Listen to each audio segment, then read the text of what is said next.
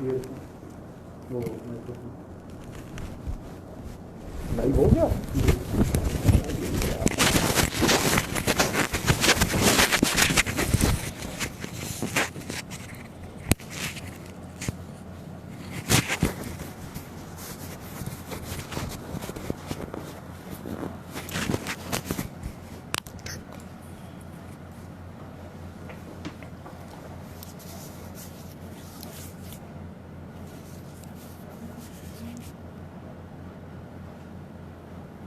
इतिहास संकलन योजना के फेसबुक पेज पर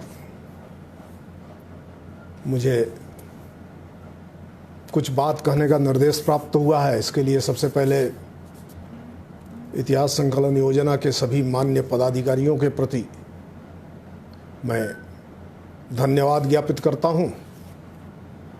विशेषतः इतिहास संकलन योजना के अखिल भारतीय संगठन मंत्री डॉक्टर बाल मुकुंद पांडे जी के प्रति, लेकिन थोड़ी परेशानी में भी हूँ और अपने मित्रों के साथ चाहूँगा कि वो थोड़ी परेशानी दूर करेंगे। हम इतिहास दर्शन की बात करने वाले हैं, इतिहास दर्शन को लेकर के भारतीय दृष्टि की बात करने वाले हैं। प्रथमतः इतिहास दर्शन यूरोपीय समस्या है। यूरोप की मूल समस्या क्या है? जो चीज़ें उनके यहाँ अस्तित्व में नहीं होती हैं उसको युक्ति के आधार पर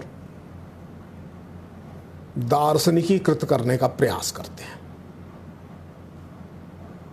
दार्शनिकीकरण की ये कोशिश कोई बहुत पुरानी कोशिश भी नहीं है।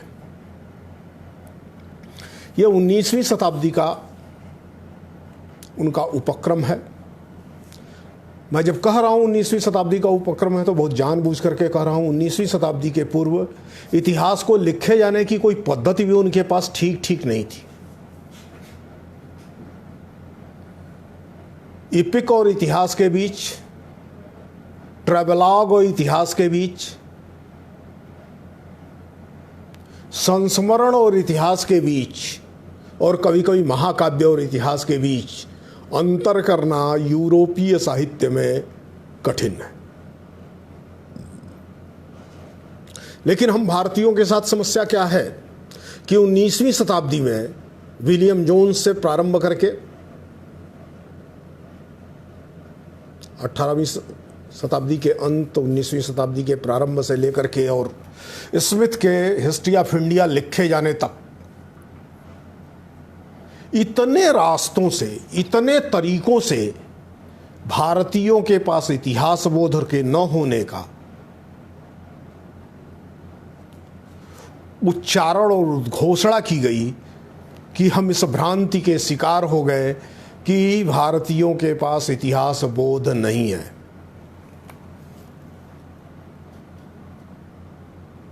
मैं यहां पर सबसे पहले एक प्रसिद्ध इतिहास दार्शनिक और जिसकी किताब दुनिया में इतिहास के लेकर की अवधारणाओं को लेकर के सर्वाधिक पढ़ी जाने वाली किताबों में से एक है, EH कार का उदाहरण देना चाहूँगा। उनकी किताब व्हाट इज हिस्ट्री से उदाहरण देना चाहूँगा।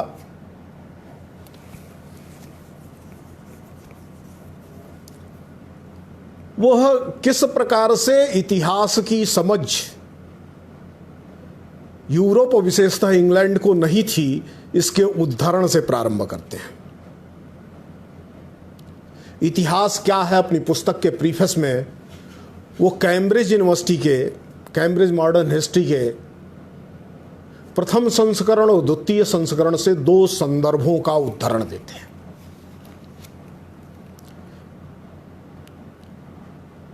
कैम्ब्रिज यूनिवर्सिटी प्रेस सिंडिकेट के सामने प्रथम संस्करण की रिपोर्ट को प्रस्तुत करते हुए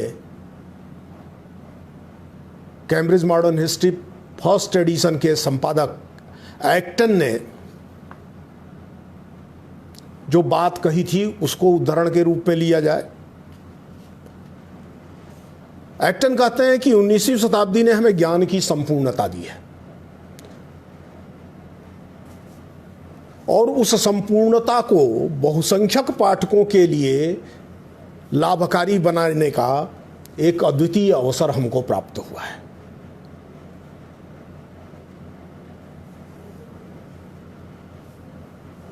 और हम यह श्रम के न्यायपूर्ण बंटवारे से करेंगे।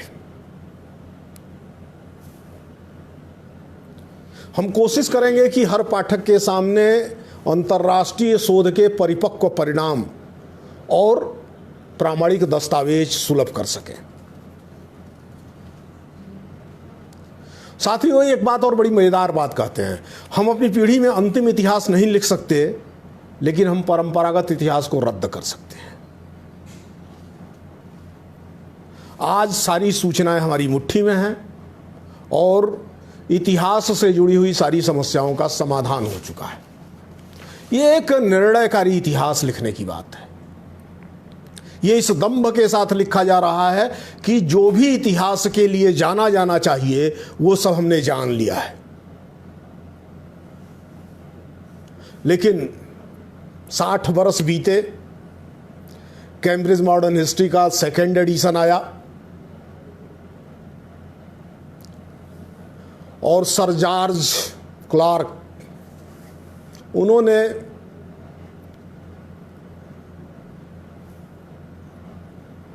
यह संभावना प्रकट की कि एक दिन आएगा जब अंतिम इतिहास लिखा जाना संभव होगा।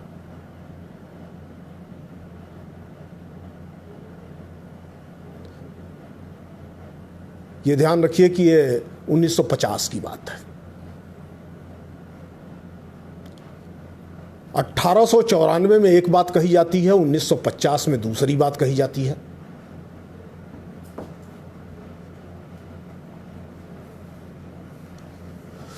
क्लार्क लिखते हैं कि बाद की पीढ़ी के इतिहासकार इस तरह की किसी संभावना की आशा नहीं रखते अंतिम इतिहास लिखे जाने की। उन्हें विश्वास है कि उनकी कृतियों को पीछे छोड़ जाने वाली कृतियां बार बार लिखी जाएंगी।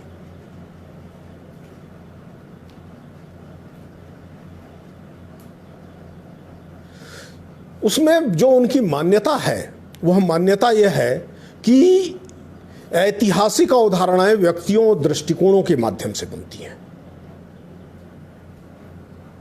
और दृष्टिकोणों के माध्यम से बनने वाली इन अवधारणाओं में इतिहास में कोई गुणात्मक अंतर नहीं होता है। दूसरी वो बात इस प्रीफेस में और महत्वपूर्ण लिखते हैं कि वस्तुगत ऐतिहासिक सत्य जैसी कोई चीज नहीं होती।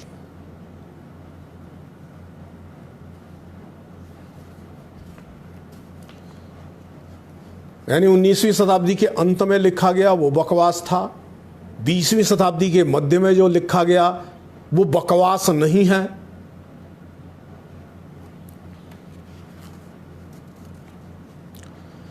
अब इसके संबंध में विचार करने की बात है कि इतिहास के संबंध में उनके पास कोई स्पष्ट दृष्टिकोण नहीं है।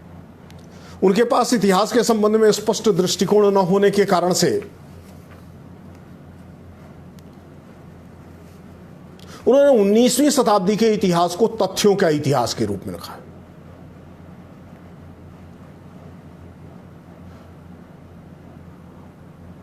लगभग उसी समय मिस्टर ग्रॉनक्रिड ने एक बात कही थी, हमें और किसी चीज की नहीं, जीवन में केवल तथ्यों की आवश्यकता है। इसलिए इतिहास तथ्यों का प्रस्तुतिकरण है, तथ्य, फैक्ट। और तथ्य क्या है?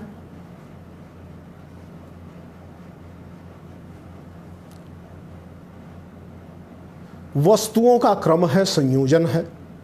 जिस क्रम में हम वस्तुओं को देखते हैं वही तथ्य होता है। हम वस्तुओं को नहीं जान सकते, हम तथ्यों को जानते हैं।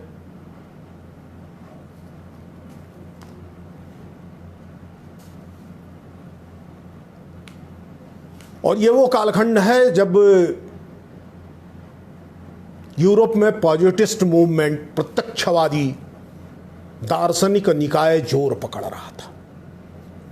उन्होंने मान लिया कि ये जो history is a presentation of the facts, इस प्रकार का जो कैम्ब्रिज में संप्रदाय विकसित हो रहा था वो प्रत्यक्षवाद पर आधारित था, और प्रत्यक्षवादी दार्शनिकों ने इसको काफ़ी मूल्य दिया, काफ़ी ताकत दी।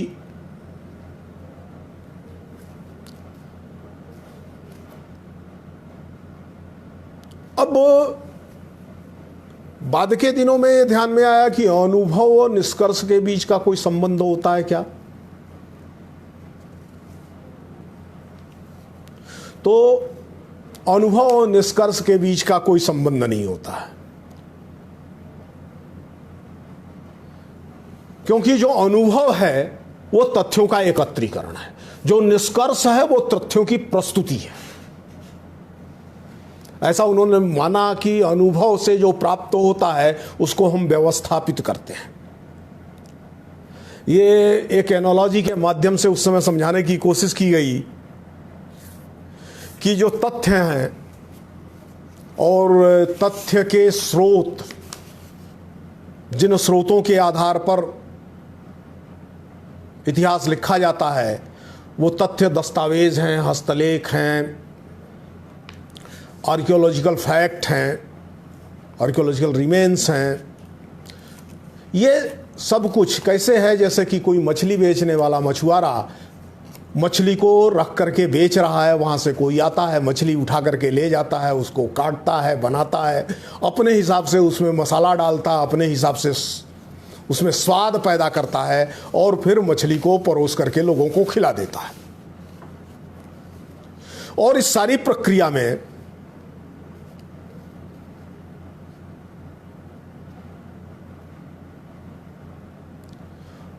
मछली कौन सी थी, किस जाति की थी, किस साइज की थी, यह खाने वाले को पता नहीं चल पाता है। यानी तथ्यों का प्रोडक्शन, रिप्रोडक्शन, रिसाइकिलिंग इतिहास लेखन की एक अनिवार्य प्रक्रिया है, और इस प्रक्रिया से पूरा करके ऐतिहासिक तथ्य सामने आते हैं। फिर जॉर्ज क्लार्क ने इसी बात को मान लिया कि तथ्यों की गुठली के चारों ओर विवादास्पद गूदे हैं।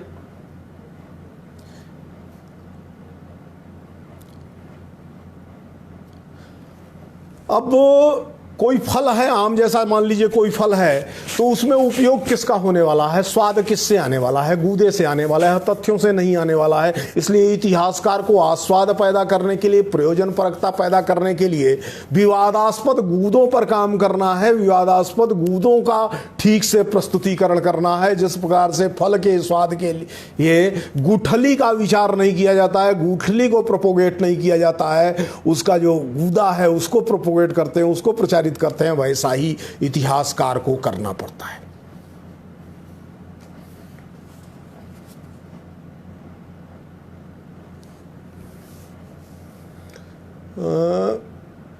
एक और मजेदार बात है कि इतिहास में जब हम चर्चा कर रहे होते हैं तो जो बेसिक तथ्य होते हैं उस पर कोई मतभेद नहीं होता है। भारतीय संदर्भों पर आएंगे तो वहां तो बेसिक तथ्यों पर भी मतभेद की स्थितियां आएंगी, और क्यों आई हैं इस पर भी चर्चा करूंगा। लेकिन बेसिक तथ्यों पर जो होते हैं उस पर मतभेद नहीं होता है। कोई घटना हुई, इस पर मतभेद नहीं होता है, घटना के कारकों पर और घटना के प्रभाव पर मतभेद होता है। किन कारणों से ये घटना घटी और उस घटना ने क्या प्रभाव दिया, और यह घटना के कारणों की खोज और घटना के प्रभाव की खोज, यह दोनों इंटरप्रिटेशन है, व्याख्या है, पुनर्व्यवस्थापन है। लेकिन यूरोप के अंदर इतिहास घटनाओं पर केंद्रित रहा है। इतिहास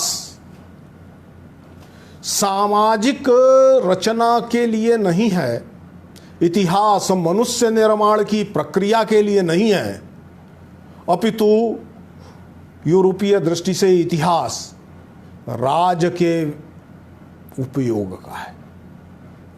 भारत के अंदर भी उन्होंने जो इतिहास लिखा था वो इतिहास इसी संदर्भों में लिखा था कि हमें राज्य के उपयोग का इतिहास लिखना है। और सबसे बड़ा उनके ऊपर, भारतीयों के ऊपर जो चार्ज उन्होंने लगाया वो लगाया कि भारतीयों के पास तो इतिहास लिखने का कोई स्वभाव ही नहीं था, इतिहास का कोई बोध ही नहीं था। इतिहास का बोध इसलिए नहीं था कि उनके पास काल का बोध नहीं था। काल का बोध होता तो उनके पास कोई संवत होता, कोई मेजरमेंट ऑफ टाइम का, वर्ष, महीना, दिन, हफ्ते, ये नापने का कोई एक मानक होता, काल की कोई अवधारणा होती।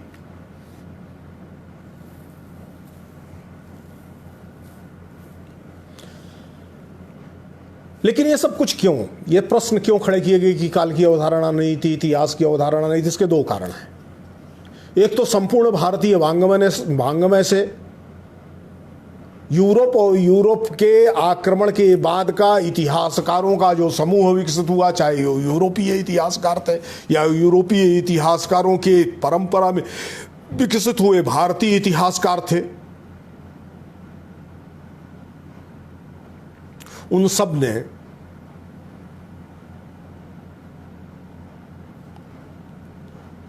कुछ विशिष्ट प्रकार की मान्यताओं के साथ प्रारंभ किया। इस संदर्भ में मैकाले ने एक चिट्ठी अपने एक मित्र को लिखी थी, मिस्टर राउज को। मिस्टर राउज को पत्र लिखते हुए उसने कहा था कि भारत के संदर्भ में पत्र लिखा था और कहा था भारत के अंदर अब हमें केवल नाम मात्र का नवाब नहीं बनना है, नाम मात्र का राजा नहीं बनना है, बल्कि बिना पर्दा रखे हुए खुल्लम खुल्ला राजा बनना है। मैं जब बात कह रहा हूं तो मील ने जो भारत का इतिहास लिखा है, हिस्ट्री ऑफ इंडिया लिखी है, इसमें इसको उद्धृत किया है।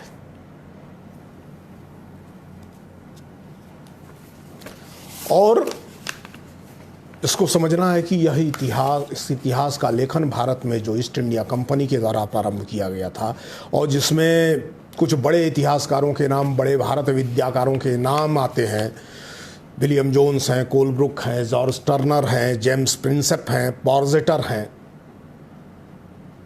और इसमें प्रथमतः विलियम जोन्स हैं, सर विलियम जोन्स हैं।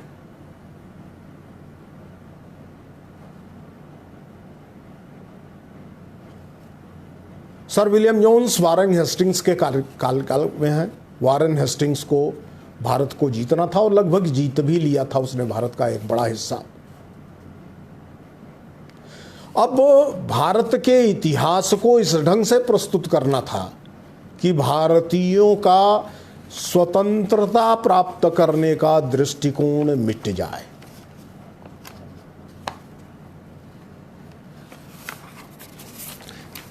इसलिए उनका कालबोध मिटाना था।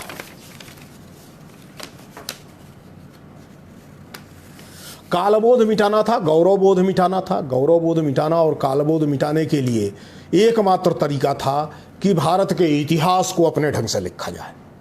और इसके लिए यह लगा कि ईस्ट इंडिया कंपनी अपने प्रारंभिक दिनों से ही भारत का इतिहास, भारत की गौरव गाथा, भारत की प्राचीन स्थिति को, जो मुगलों के समय, जो मुसलमानों के शासन लोग के दौरान उपेक्षित हो गई थी, उनको पुरातात्विक सामग्रियों के द्वारा, प्राचीन साहित्य के द्वारा खोज करके, शिलालेखों के द्वारा, स्थापत्य के द्वारा, संस्कृत ग्रंथों के अनुवाद के द्वारा भारतीय इतिहास को पुनर्स्थापित करना चाहती थी। इसमें उन्होंने विदेशी यात्रियों के यात्रा वृत्तांतों का पुट मिला करके उसे यूरोप की चश्मे से भारतीय इतिहास के पुष्टिकरण का एक रास्ता निकाला। लेकिन इसके साथ ही कुछ सिद्धांत निर्मित किए थे। उन सिद्धांतों की जब तक चर्चा नहीं होगी तब तक भारतीय इतिहास दर्शन क्या होना चाहिए, इतिहास दर्शन को लेकर के भारतीय दृष्टिकोण क्यों ऐसा है, इसकी चर्चा नहीं हो सकती। वास्तव में भारत में इतिहास क्यों इस प्रकार का दिखाई दे रहा है जैसा नहीं होना चाहिए। भारतीय इतिहास को समझने के लिए, इतिहास के प्रति दार्शनिक दृष्टि को समझने के लिए, इतिहास के लक्ष्य और निहितार्थ को समझने के लिए हमें यूरोपीय दृष्टिकोण पर क्यों आधारित होना पड़ रहा है। तो उसकी 4-5 बहुत महत्वपूर्ण मान्यताएं हैं। एक तो भारत में इतिहास लेखन की क्षमता का अभाव।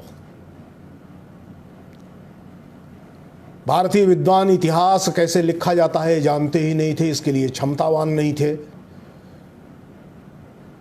इतिहास का विशुद्ध अध्ययन भारत के अंदर कभी परंपरागत विद्या का हिस्सा नहीं रहा है, इसलिए ऐतिहासिक अध्ययनों की जो सामग्रियां होती हैं वो सामग्री भी पर्याप्त मात्रा में उपलब्ध नहीं रही है।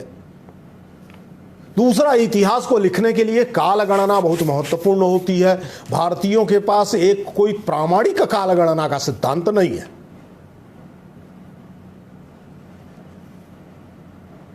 यही कारण है कि भारत के इतिहास के प्रामाणीकरण के लिए जिन तिथियों का सहारा लिया जाता है उसमें अधिकांश तिथियां वो हैं जो भारतीय स्रोतों से नहीं प्राप्त होती हैं, यूरोपीय स्रोतों से प्राप्त होती हैं, विदेशियों के द्वारा प्राप्त होती हैं।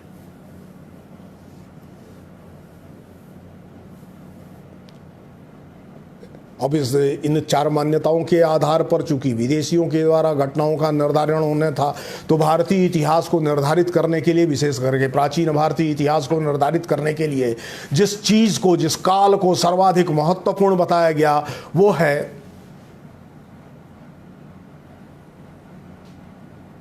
चंद्रगुप्त मौर्य का सिंहासनारूढ़ होना। अब चंद्रगुप्त मौर्य के सिंहासनारूढ़ होने के पूर्ववर्ती इतिहास और पश्चातवर्ती इतिहास को बांटा गया। और यूरोपीय स्रोतों का, विशेष करके ग्रीक स्रोतों का हवाला देते हुए, रिसोर्सेस का हवाला देते हुए 320 ईस्वी पूर्व चंद्रगुप्त मौर्य के सिंहासनारूढ़ होने की तिथि निर्धारित की गई। अब चंद्रगुप्त मौर्य कौन है? तो वह जिसको मेगास्थनीज सेंड्रोकोटस कहता है, ग्रीक स्रोत सेंड्रोकोटस कहते हैं, जिसकी राजधानी पालीब्रोथा है। अब सेंड्रोकोटस का चंद्रगुप्त कैसे होता है, इसका जवाब देने की जिम्मेदारी वो इतिहास लिखने वालों की नहीं थी।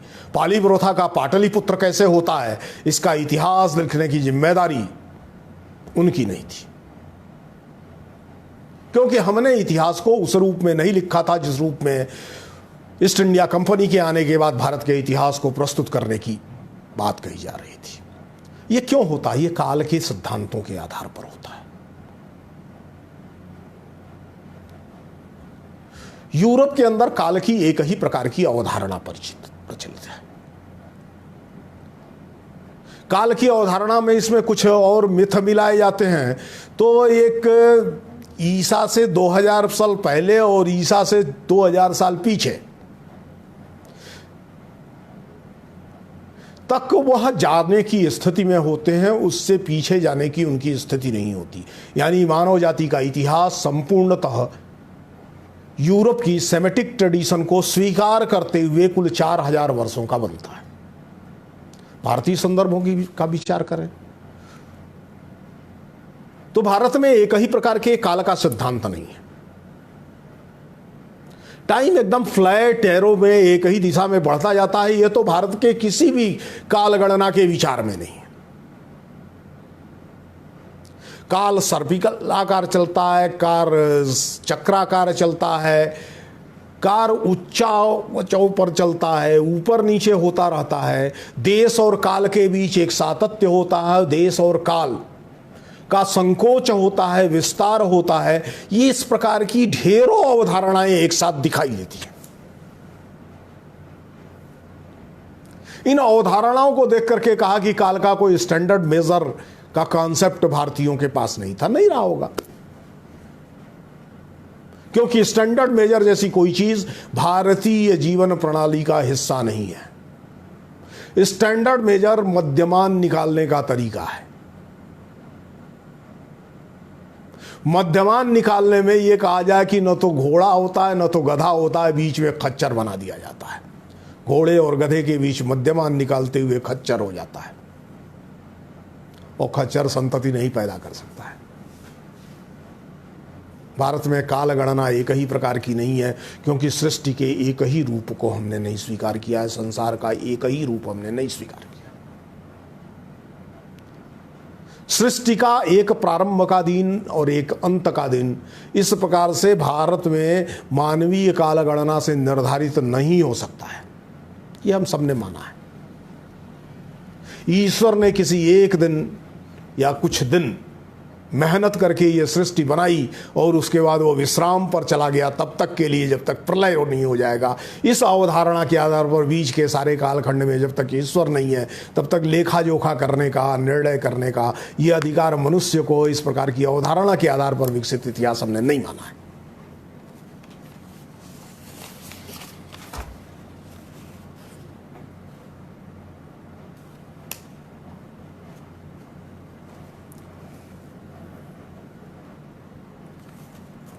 ये विलियम जोन्स ने 320 निर्धारित किया था सेल्यूकस का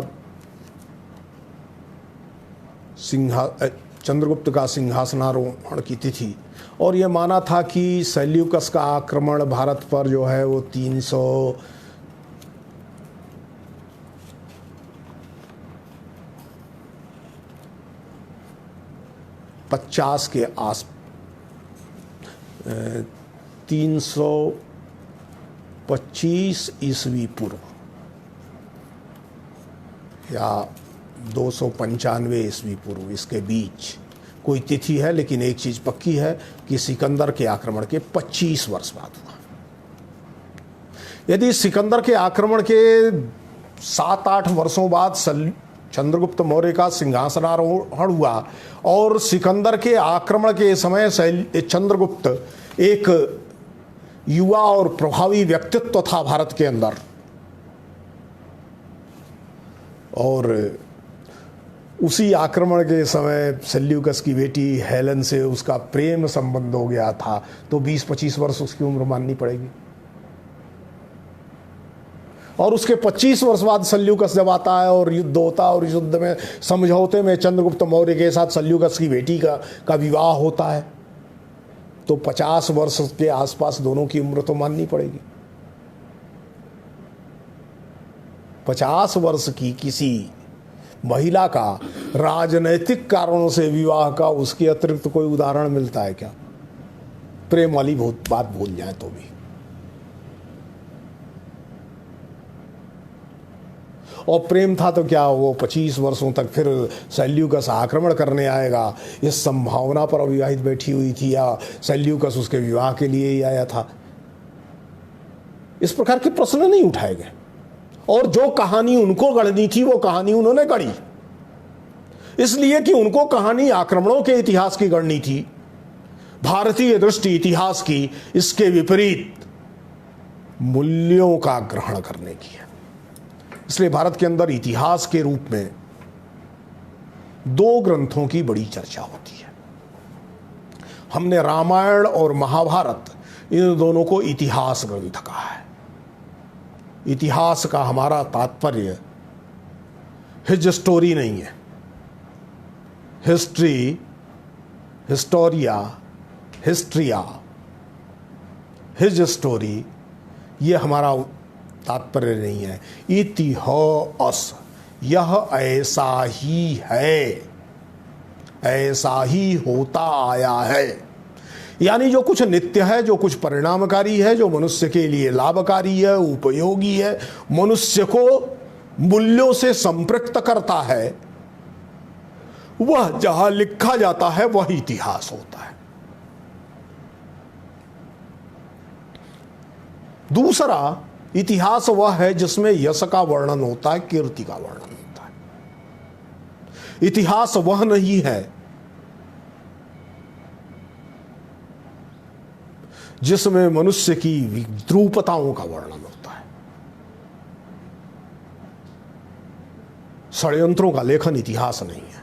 इसलिए रामायण हमारा प्रथम इतिहास ग्रंथ है, क्योंकि वाल्मीकि प्रतिज्ञा करते हैं, मैं एक ऐसे व्यक्ति का, मैं धर्म का आख्यान करना चाहता हूं, मैं धर्म की कथा करना चाहता हूं, धर्म बताना चाहता हूं, सत्य बचाना चाहता हूं, सत्याचरण और धर्माचरण का उपदेश करना चाहता हूं। इस उपदेश के लिए किसी का चरित्रानुगायन करना चाहता हूं, और ऐसे व्यक्ति का चरित्रानुगायन करना चाहता हूं जो सांप्रतिक विश्व में विद्यमान है। किसी बीत गएगा और किसी न आए हुए का, न तो अनागत की चर्चा करना चाहता हूं, न तो अतीत की चर्चा करना चाहता हूं। मैं इतिहास लिखना चाहता हूं, वर्तमान को सामने रख करके इतिहास लिखना चाहता हूं। और इसका उत्तर भी वो स्वयं देते हैं कि राम सांप्रतिक कालखंड में वह व्यक्तित्व हैं जिसको केंद्र में रख करके, जिसकी कथा लिखते हुए, जिसका कीर्ति का संगायन करते हुए धर्म का अभिकथन किया जा सकता है, धर्मोपदेश किया जा सकता है। इस दृष्टि से भारतीय संदर्भों में विचार करें तो धर्म की हमारी दृष्टि, हमारी इतिहास की दृष्टि धर्म की दृष्टि है। हमारी इतिहास की दृष्टि धर्म, अर्थ, काम, मोक्ष, इस प्रकार से मनुष्य के लिए अभिप्सित जो मूल्य हैं, मनुष्य के लिए इच्छित, वांछित और काम्य मूल्य हैं, उन काम मूल्यों का अभिकथन है। धर्मार्थ काम मोक्षाणाम उपदेश समन्वितम पूर्ववृत्तम कथायुक्तम इतिहासम प्रचक्षते।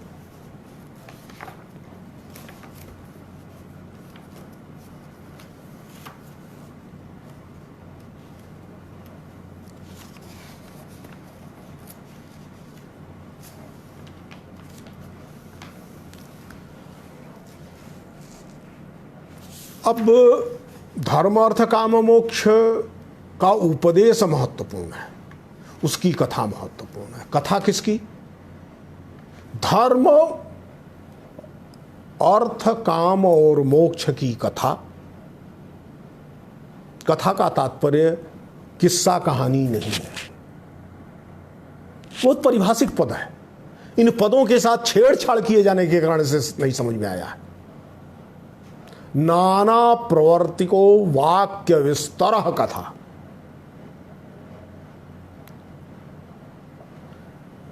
भिन्न भिन्न युक्तियों के आधार पर जो विचार का विस्तार किया जाता है वो कथा है। इसलिए भारत में त्रिशः कथा, यह सिद्धांतवाद में न्याय ने जो अनुसंधान की मेथोडोलॉजी न्याय शास्त्र में विकसित की गई थी, उसमें 3 कथाओं की चर्चा होती है। त्रिशः कथा, 3 प्रकार की कथाएं होती है, यानी विचार करने का, संवाद करने का 3 तरीका होता है। एक तो वाद कथा कहते हैं। वाद कथा क्या होती है? बड़े शुद्ध अंतःकरण के साथ यह गुरु और शिष्य के बीच होती है, आचार्य और उसके छात्र के बीच होती है, जिसमें अंत में उद्देश्य सिद्धांत वाक्य को, सत्य को प्राप्त करना होता है। सभी प्रकार के बाह्य आरोपों को समाप्त करते हुए सत्य को निर्भ्रांत रूप से प्राप्त करना, सत्य का प्रतिस्थापन करना, यह सिद्धांत है जिसको वाद कहते हैं। यही है वादे वादे जायते तत्वबोधा। दूसरा वादे वादे जायते विवादा नहीं कहा, फिर कहा कि जल्प की कथा होती है जिसमें विजय प्राप्त करना है। विजय प्राप्त करने के लिए प्रतिपक्षी को किस प्रकार से नष्ट किया जाए, प्रतिपक्षी के ज्ञान को किस प्रकार से अज्ञान बताया जाए, इसके प्रयास होते हैं। और अंततः लेकिन जल्प वही उपयोगी है जो सिद्धांत की स्थापना के लिए जिस जल्प का प्रयोग किया जाता है वह जल्प है। और तीसरा वितंडा है।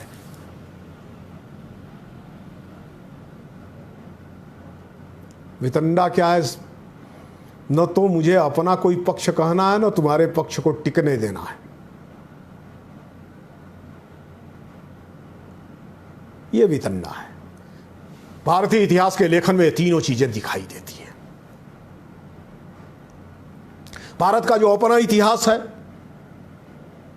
जो धर्म अर्थ काम मोक्ष के उपदेश के आधार पर विकसित हो जाता है, जो रामायण के द्वारा विकसित होता है, महाभारत के द्वारा विकसित होता है, जो पंचलक्षणी पुराणों के द्वारा विकसित होता है, जिसमें वंश की चर्चा होती है, मनवंतर की चर्चा होती है, सर्ग की प्रतिसर्ग की चर्चा होती है, जिसमें राजाओं की चर्चा होती है, जिसमें समाज की चर्चा होती है, और जिसमें अंततः धर्म की चर्चा होती है।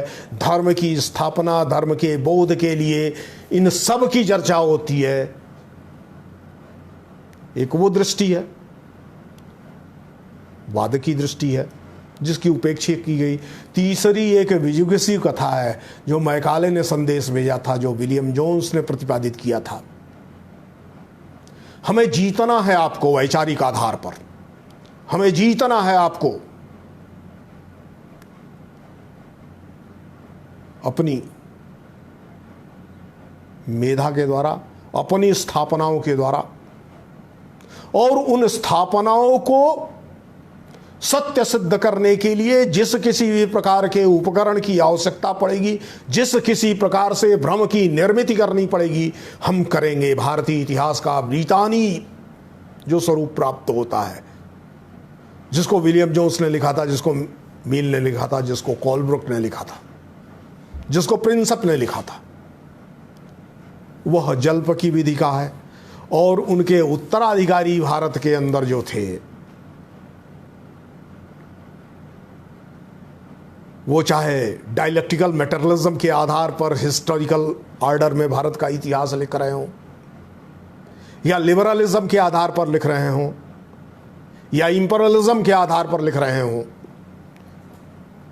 उन्होंने इतिहास की एक अवधारणा, उसमें सिर्फ वितंडा रहा, न वो सही है, न ये सही है, न कुछ भी सही नहीं है। और अंततः उसमें यह था कि कुछ भी भारत के अंदर स्पष्ट नहीं है, कुछ भी प्रामाणिक रूप से कहा नहीं जा सकता है। इसलिए भारतीय इतिहास वस्तुतः अंधेरे का, अटकलों का इतिहास है।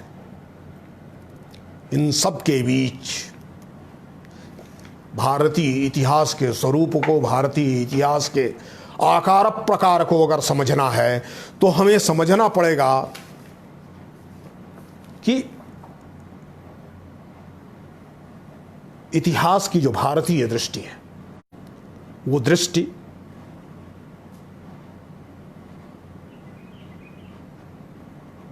व्यक्ति को महत्व देने वाली दृष्टि नहीं है, अपितु प्रवृत्तियों को महत्व देने वाली दृष्टि है। हमने माना था कि व्यक्ति समष्टि के अधीन है। समष्टि के अधीन है, इसलिए व्यक्तियों का महत्व नहीं होता है। एक जो समूह चेतना होती है, समूह स्वभाव होता है, सामुदायिक चेतना होती है, किसी समूह की जीवन प्रणाली होती है, वो महत्वपूर्ण होती है। यानी व्यक्तियों के स्थान पर प्रवृत्तियों का महत्व है।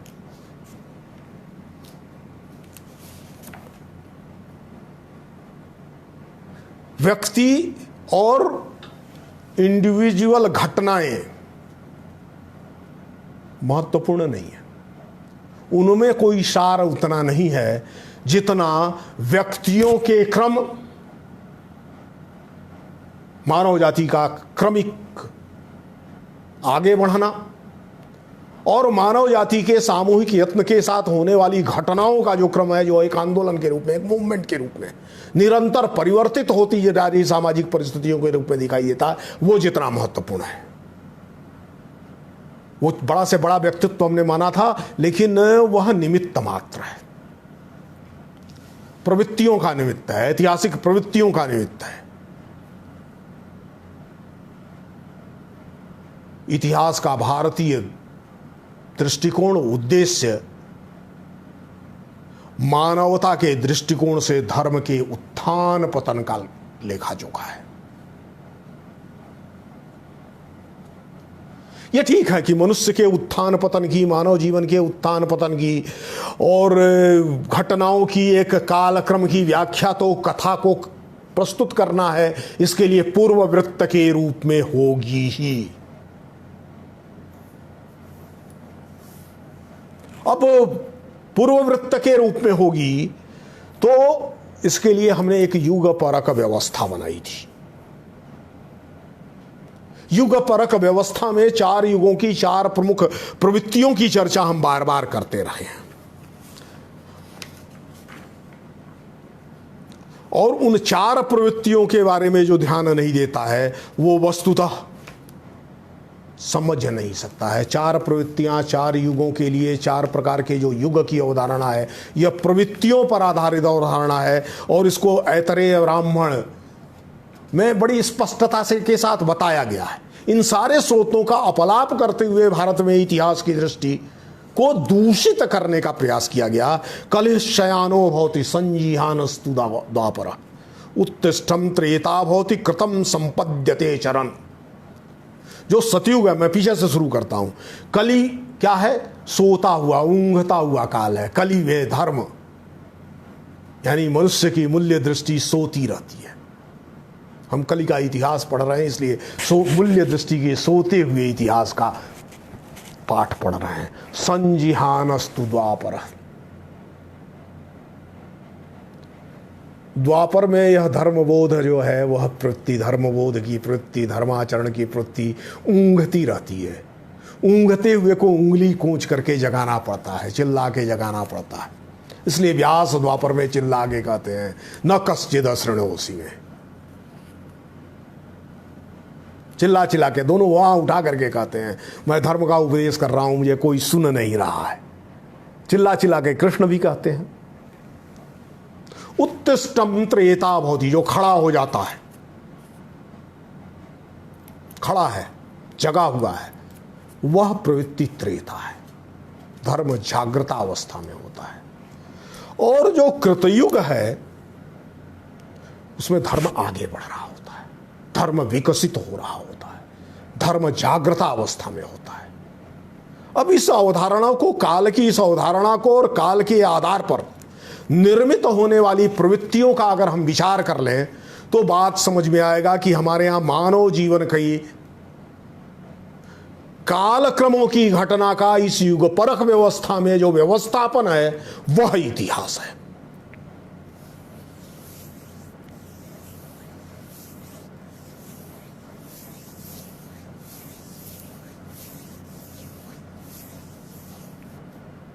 यह सामान्य तौर पर कहा गया कि राम, रावण, मानधाता, भगीरथ और जाने कौन कौन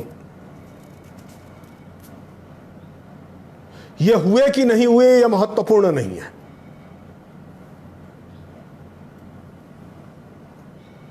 विष्णु पुराण बहुत साफ साफ कहता है यह कार्तवीर्यो जय समस्तान द्वीपान समाक्र हता चक्र कथा प्रसंगे तभी धीयमान सएव संकल्प विकल्प हेतु। अंतिम बात है दशाननो राघव लक्ष्मणौ च युधिष्ठिराद्याश्च बभूवरेते सत्यम न मिथ्या क्व नु ते न विद्मः। ये हुए नहीं हुए इसका विचार का अपना कोई महत्व नहीं है, अपितु महत्व किस बात का है कि यह किस प्रकार से, इनके जीवन से किस प्रकार से मानवता को, मनुष्य को, समाज को, हमारे कालखंड को अपना जीवन चलाने के लिए संदेश प्राप्त होता है। भारतीय इतिहास की दृष्टि को इस रूप में देखना पड़ेगा। इस रूप में जब हम भारत के इतिहास को नहीं देखते हैं तो समस्या पैदा होती है।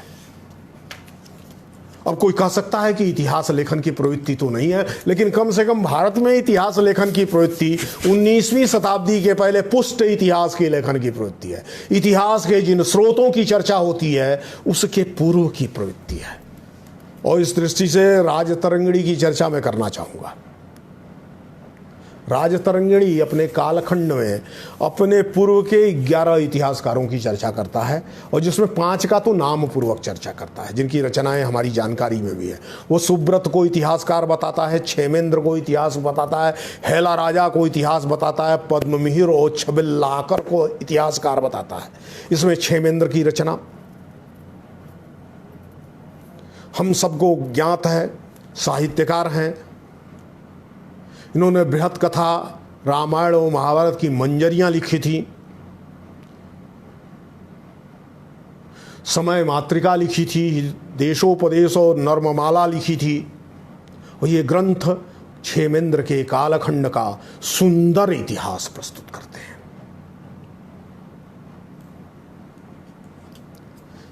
कल्हड़ कहते हैं कि क्षेमेंद्र ने पार्थिवावली नाम का भी एक ग्रंथ लिखा था।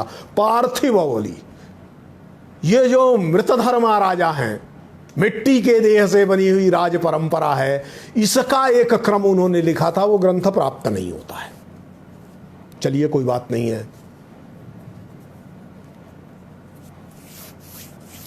अब शंकुक ने जो किताब लिखी थी भुवनाभ्युदय, बहुत बड़ी किताब थी। हेला राजा ने किताब लिखी थी, वो 12,000 श्लोकों की किताब थी, वो अभी आजकल प्राप्त नहीं होती है। हो सकता है कि बहुत बड़ी बड़ी किताबें थीं और इनको सुरक्षित रख पाना कठिन था, आक्रमण हुए थे और उनमें भी ये नष्ट हो गया हो।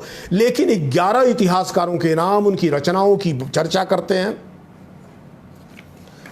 सिर्फ इतने तक नहीं कहते हैं इतिहास लिखने वाले को कैसा होना चाहिए।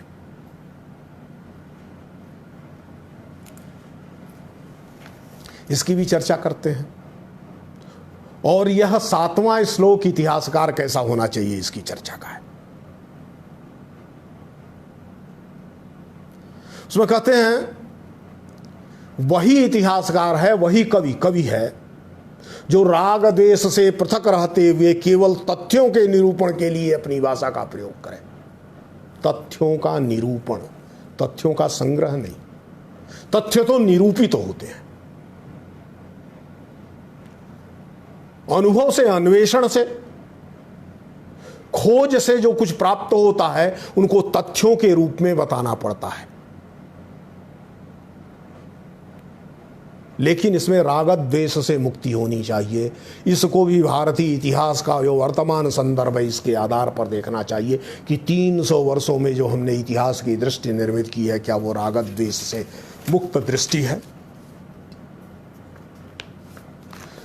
कल्हड़ अपनी राजतरंगिणी को लिखते हुए कहते हैं मैंने किस आधार पर यह इतिहास लिखा है। तो कहते हैं कि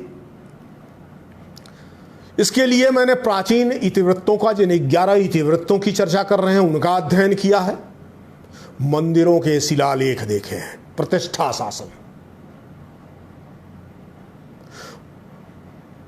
भूदान के प्रमाण पत्रों का अध्ययन किया है, वास्तु शासन, प्रशंसात्मक अभिलेखों का अध्ययन किया है, प्रशस्ति पद, और इसके अतिरिक्त जो कुछ भी लिखित साहित्य उस कालखंड में उपलब्ध हुआ है उसको लिया है।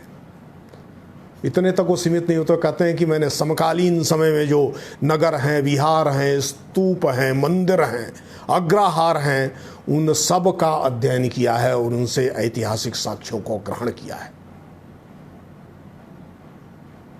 वो इतना ही नहीं, और भी आगे की बातें जो करते हैं, इतिहास के स्रोत के रूप में, इतिहास लेखन की संदर्भ सामग्री के रूप में जिन चीज़ों की चर्चा आज भी इतिहासकार करता है उन सब को, सिर्फ वो आर्कियोलॉजी नाम का जो ये साइंटिफिक आर्कियोलॉजी की और कार्बन डेटिंग और उसके बाद की डिजिटल आर्कियोलॉजी इत्यादि की पद्धतियाँ जो उस काल में नहीं थी उनकी चर्चा छोड़ करके फिर कहते हैं कि इन सब के अतिरिक्त मुझे जनश्रुतियों से बहुत सहायता मिली है। मैंने मुद्राओं का और मौखिक परंपरा का भी अध्ययन किया है। तो कॉइन्स देख रहे हैं, स्थापत्य देख रहे हैं, वास्तु रचनाएं देख रहे हैं, जितने प्रकार के अभिलेख मंदिरों से संबंधित, जमीन से संबंधित और इतिवृत्त से संबंधित प्राप्त होते हैं, उन सब का अध्ययन करने के बाद एक वैज्ञानिक और तथ्यात्मक इतिहास लिख रहे हैं। लेकिन उसे इतिहास वो कहने के बजाय उसे राजतरंग कह रहे हैं। ये जो शासन बदल रहा है, सत्ताएं बदल रही हैं, राजा बदल रहे हैं, राजा के प्रयास से समाज बदल रहा है, राज के प्रयास से जो विविध प्रकार के विकासात्मक प्रयास हो रहे हैं, इन सब को जोड़ते हुए इतिहास की निर्मित होती है।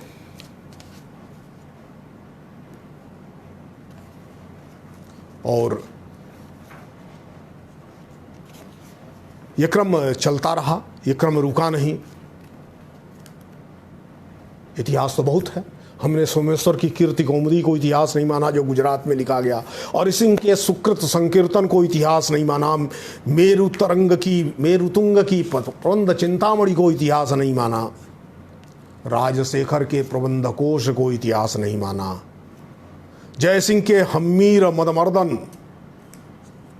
को इतिहास नहीं माना, हमने उदयप्रभ की सुकृत कीर्ति कल्लोलिनी को इतिहास नहीं माना, हमने हेमचंद्र के कुमारपाल चरित को इतिहास नहीं माना। इसलिए इतिहास नहीं माना कि इनमें सब में एक चीज बहुत महत्वपूर्ण है, तटस्थता है, दृष्टि निरपेक्षता है।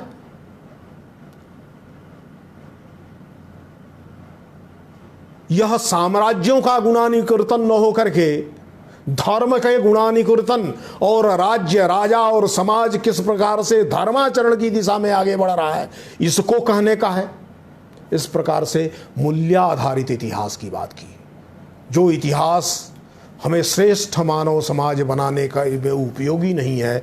वह इतिहास त्याज्य है, हेय है, इतिहास नहीं है, वह साहित्य मात्र है, वो कथा मात्र है।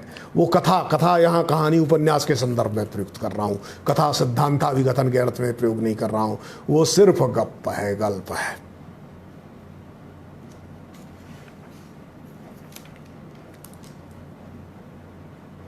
इसलिए भारतीय इतिहास के संदर्भों को समझना है, भारतीय इतिहास को समझना है, तो यह समझना पड़ेगा कि भारत के अंदर इतिहास लेखन की, समाज के इतिहास को लिखने की जो दृष्टि है वो श्रेष्ठतर समाचार लगातार बनाते रहने के लिए लिखनी है। इसलिए 4 ढंग से इतिहास लिखा गया। धर्म की दृष्टि से इतिहास लिखा गया, जिसे धर्मशास्त्र के रूप में समझा जाता है। मनुष्य की भौतिक उपलब्धियों की, मनुष्य की इच्छाओं की, कामनाओं की पूर्ति की परंपरा का क्रम लिखा गया, जिसे कामशास्त्र कहते हैं, जिसमें सभी साहित्यिक ग्रंथ आते हैं, नाटक आते हैं, संगीत के ग्रंथ आते हैं। इन सब में इतिहास है। भारत के नाट्यशास्त्र में इतिहास दिखाई देता है, जो नाट्यशास्त्र की पूरी परंपरा का भी कथन करता है। तो अर्थशास्त्र है। अर्थशास्त्र यानी इस धरती पर रहने वाली प्रजा और उस प्रजा के हित में जितने प्रकार के यत्न हो सकते हैं, उन सभी प्रकार के यत्नों को, तो उसमें राजनीति भी आता है, उसमें आज जिसको इकोनॉमी, जिसको अर्थशास्त्र कहते हैं, वो इकोनॉमी भी आती है, उसमें वार्ता के सिद्धांत, कृषि का सिद्धांत भी आता है। इन सब को का एक इतिहास लिखा गया है, क्रम से इतिहास लिखा गया है। और तीसरा और अंतिम, चौथा और अंतिम है मोक्ष शास्त्र। अंततः मनुष्य को स्वतंत्रता कैसे प्राप्त होगी, मनुष्य को बंधनों से मुक्ति कैसे प्राप्त होगी, मनुष्य को दुखों से मुक्ति कैसे प्राप्त होगी, यह सबसे बड़ा लक्ष्य रहा है मनुष्य का। और मनुष्य से यानी संपूर्ण धरती, मनुष्य यानी सिर्फ भरतखंड नहीं, सिर्फ जम्बूद्वीप नहीं, सिर्फ आर्यावर्त नहीं, सिर्फ दक्षिणावर्त नहीं, सिर्फ ब्रह्मावर्त नहीं, यानी मनुष्य मात्र। मनुष्य को श्रेष्ठ बनाने के लिए इस प्रकार से पूर्ववृत्तों का उपयोग किस प्रकार से होता है, यह इतिहास लेखन की भारतीय दृष्टि है। इतिहास का दार्शनिक दृष्टिकोण हमें इस प्रकार की कथा यानी सिद्धांत का अभिकथन है, जो धर्म अर्थ काम मोक्ष पर आधारित होकर के पूर्ववृत्त को प्रस्तुत करे। अपितु मनुष्य को दास बनाने के लिए, गुलाम बनाने के लिए, उसे हेय दिखाने के लिए, उसे तुच्छ बताने के लिए, मानवीय गरिमा को कम करने के लिए, मनुष्य की अस्मिता की और उसकी पहचान को मिटा देने के लिए लिखे जाने वाली घटनाओं के क्रम को इतिहास नहीं कहा गया। अंततः भारत में इतिहास की दृष्टि यश के लेखन की दृष्टि है, कीर्ति के लेखन की दृष्टि है। यश कीर्ति के लेखन की दृष्टि है। इसलिए कीर्तिर्यस्य स जीवति, जिसकी कीर्ति है, जिसका यश है, वही जीवित रहता है। जिसका यश नहीं है, जिसकी कीर्ति नहीं है, वो मरण धर्मा है, नष्ट हो जाता है। और जो नष्ट होता है उससे शिक्षा नहीं मिलती है, जो अमर होता है उससे शिक्षा मिलती है। इसलिए अमरत्व के लेखन की दृष्टि, मनुष्य के अंदर किन प्रकार की प्रवृत्तियों का, समाज के अंदर, लोक के अंदर किन प्रकार के प्रवृत्तियों को, किन प्रकार की जीवन दृष्टि, किस प्रकार की जीवन दृष्टि को अमरत्व प्राप्त होना चाहिए, इसके लेखन की दृष्टि भारतीय संदर्भों में इतिहास लेखन की दृष्टि है। इस निवेदन के साथ मैं अपनी बात को ख़त्म कर रहा हूँ। यद्यपि कुछ चीज़ें हैं जिन पर चर्चा करनी थी, जिनको मैंने शुरू में ही रखा था और कोशिश की थी कि उन पर आगे समय मिलेगा तो चर्चा करूँगा। किस प्रकार से 320 ईस्वी पूर्व को केंद्र में रख करके 320 ईस्वी से इधर और 320 ईस्वी से उधर भारत का इतिहास लिखने की कल्पना की गई। और 320 ईस्वी काल्पनिक, यदि ग्रीक सोर्सों के आधार पर सही बात कहा जाए तो चंद्रगुप्त मौर्य का सिंहासन पर आरूढ़ होने का समय 489 ईस्वी पूर्व से लेकर के 450 ईस्वी पूर्व के बीच कहीं ठहरता है। और उससे जब आगे बढ़ते हैं तो बुद्ध का समय उससे 300-400-500 वर्ष आगे जाता है। शंकराचार्य का समय 788 नहीं रहता है। और ये 3-4 चीजें बदलती हैं। विक्रमादित्य का समय बदल जाता है, चंद्रगुप्त मौर्य का समय बदल जाता है, बुद्ध का समय बदल जाता है, तो भारतीय इतिहास को किस प्रकार से झूठ की बिना पर बताया गया है ये खत्म हो जाता है। भारतीय इतिहास दर्शन को, इतिहास की दार्शनिक दृष्टि को, इतिहास लेखन के उद्देश्य को, दार्शनिक दृष्टि वही है जो लक्ष्यों की बात करे, जो उद्देश्य की बात करे, जो किसी ऑब्जेक्टिव की बात करे और ऑब्जेक्टिव को केंद्रित करके ऑब्जेक्टिविटी की बात करें, किसी लक्ष्य को सामने रख करके वस्तुनिष्ठता की बात करें। वस्तुनिष्ठता ऐसी हो जिसमें संसक्तता हो, जिसमें संवाद हो और जिसमें सहभागिता और पारस्परिकता हो, शेयरेबिलिटी हो, डिपेंडेबिलिटी हो। इन सब का भारतीय इतिहास का जो वर्तमान परिदृश्य है उसमें नहीं दिखाई देता। इसलिए एकमात्र तरीका है कि हम भारत की इतिहास दृष्टि, जो मूल्याभिकथन के इतिहास की, जो यशःकीर्ति के इतिहास की है, जो अमर रहने वाला है उसके लेखन की है, जो अमर रहने वाला है उसको जानने की है, जो नित्यता का इतिहास लिखती है। ऐसा ही था और ऐसा ही है, इसके निश्चय के रास्ते का जो इतिहास है वो लिखा जाए। इन्हीं शब्दों के साथ मैं अपनी बात को समाप्त करता हूं।